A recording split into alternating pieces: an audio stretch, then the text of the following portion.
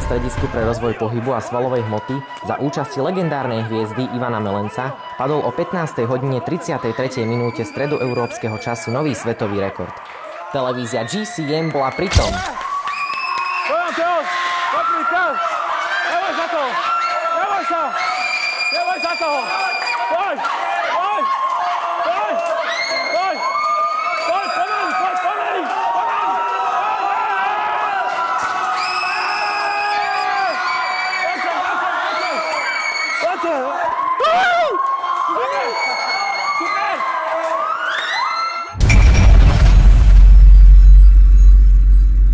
Dvadsiaty ročník majstrovstiev sveta v schodovom zjazde, ktorý sa už tradične uskutočnil na olympijskej dráhe Farská 21, priniesol nečakané výsledky.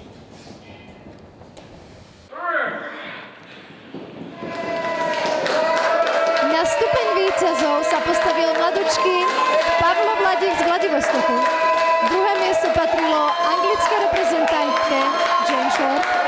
Bronz poputuje do Teheránu Petre Bin Urmin.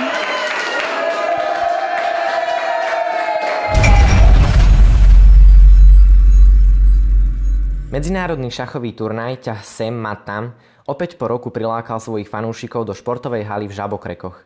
Finálové stretnutie patrilo šachovým jednotkám takého kalibru, ako je László Fekete a Dimitrij Vasiljevič Pavlovov. Strhujúci priebeh finálového duelu bol umocnený nezabudnutelnou atmosférou, ktorú vytvorili fanúšikovia z celého Slovenska.